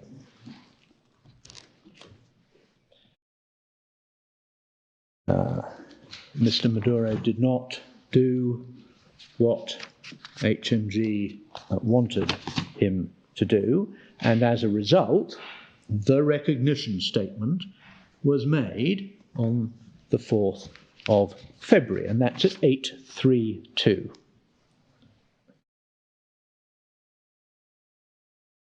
On the 26th of January, Foreign Secretary Hunt made clear that unless Mr. Maduro called presidential elections within 8 days, the United Kingdom would recognise National Assembly President, Mr. Guaidó, as the interim president of Venezuela in line with the Venezuelan constitution. Maduro has ignored this call. Foreign Secretary Jeremy Hunt said the United Kingdom now recognises Mr. Guaidó, Juan Guaidó, as the constitutional interim president of Venezuela until credible presidential elections can be held. People of Venezuela have suffered enough, etc. And I'm sure my learned friends will want me to invite you to read the balance of that statement, but it neither really adds nor subtracts. But most important, we say to note that the wording used, and it's very carefully repeated in what follows, is that Mr. Guaidó is the constitutional interim president. And that, we say, is at the very least a strong suggestion that, indeed it is an indication, that this is saying nothing about the actual facts on the ground, but is setting forth in forthright terms HMG's view of his entitlement to be interim president. Now, also on the 4th of February at 834 to 835, joint declaration on Venezuela by 19 of the then 27 EU states, not in quite the same terms. You see at the top of 835 that the UK, along with others, say subsequently, in accordance with the provisions of the Venezuelan constitution, they acknowledge and support Mr. Juan Guaidó, President of the democratically elected National Assembly, as President ad interim of Venezuela. So the recognition wording not used there. But I accept that HMG was prepared to use the recognition wording, and the question is, what did that mean? Now, can we then go to 858? A document I think referred to in the submissions of the Secretary of State. I may be wrong about that, but I think there's reference to it. Mr. Tugendhat at 858 on the 12th of February, so just at the same time, who's chair of the Foreign Affairs Committee, wrote to Jeremy Hunt. He says, I note HM government has taken the decision to recognise Mr. Guaidó as constitutional interim president of Venezuela, a position held by a broad range of international partners. I welcome the FCO's rejection of the tyrannical regime that has done so much to harm the people of Venezuela, but feel that this move raises an important question, given that the Maduro regime is still clinging to power. And he's right, it does raise an important question of interpretation of the recognition statement. And he says, I understand that established government policy is to recognise states rather than governments. However, in this case, the UK government has recognised Mr. Guaidó's government as the legitimate administration in Venezuela. Well, it hadn't actually. Seemed to be, it hadn't done that, but you can see why it might have been misunderstood. And he then goes on to say, to this end, I would be grateful if you could outline the legal basis upon which the UK government has recognised Mr. Guaidó as the legitimate leader of Venezuela, and whether this runs contrary to accepted practice of recognising states rather than government. And then he asks if you could set out any implications for other elements of the UK. And the answer is at 859, and repays, we would suggest, particularly close attention. From Sir Alan Duncan at the FCDO, or FCO as it then was. Thank you for your letter, in which you ask for an outline of the legal basis upon which the UK government has recognised Mr. Guaidó as the interim president of Venezuela. I'm replying. He sets out the threat, and he then records on 4th of February, following Mr. Maduro's failure to call elections within 8 days, the Foreign Secretary released a statement recognising Juan Guaidó as interim constitutional president of Venezuela. Then he says, the UK's policy on Venezuela is a case-specific exception to our continuing policy of recognising states, not governments. It does not represent a shift in UK policy to recognising governments in general, and we would add, and it isn't a recognition of a government in this case. It's not put as such. And then he says the decision to recognise is based on the following 2 points. First, the fact that Mr. Guaidó and the National Assembly, the only democratically elected institution in Venezuela, are acting consistent with the Constitution in their attempt to secure what Venezuela needs, namely a peaceful political process towards a new start and the restoration of democracy.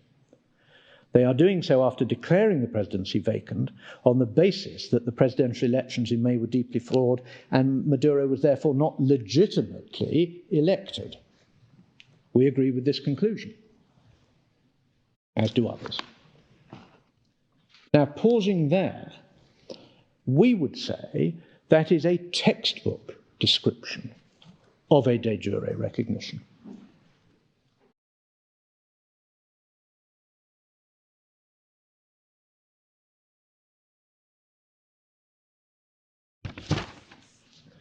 And then they have another point as part of their explanation.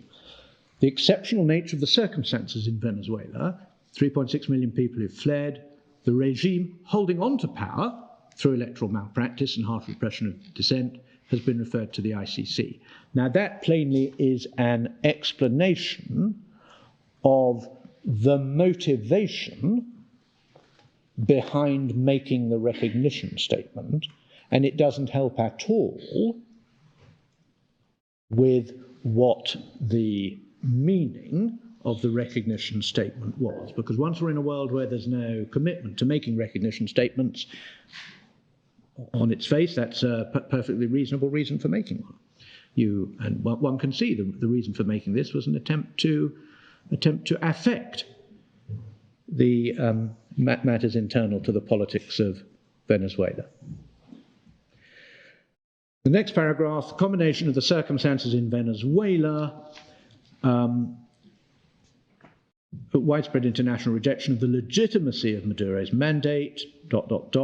declaration in line with the Venezuelan constitution by the President of the democratically elected National Assembly until new elections can be held, recognition or acknowledgement of that interim presidency by over 50 states, so particular to this case. Well, that doesn't really add anything.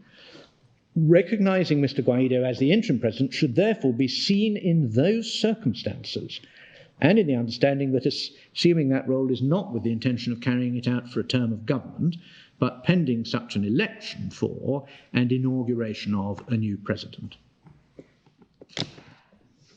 And then they say effectively nothing about the Bank of England position. So it seems to us that is properly material which can be looked at.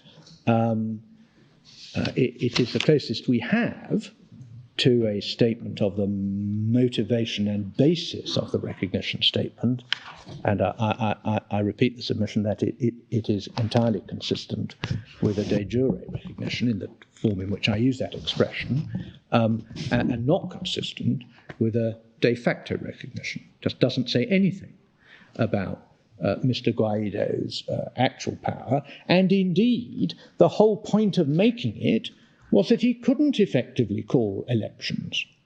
The whole point of it is he has no de facto power. So then, chronologically, and I want to take it now. I'm intending to focus on the certificate, but I just want to take this chronologically whilst we're in the right place. In roughly March 2019, there's the Vanessa Newman position. The references bundle, page 910. All we have is her speaking to a journalist about this, but she says that Mr. Guaidó appointed her as ambassador, but in a conversation with Her Majesty's Ambassador, Mr. Soper, it was made clear that she would not be given diplomatic status. She would not be entitled to use the embassies here, and she would not be given diplomatic status. So, at any rate, one of the things that a head of state can normally do is appoint and receive diplomatic representatives, but Mr. Guaidó's attempt to do that was rebuffed.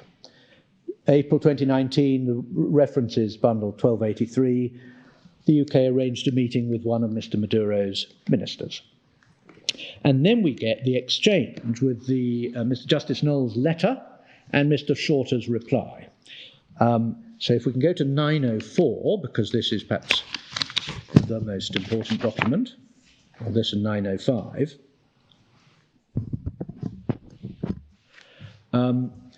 The letter from Mr. Justice Robin Knowles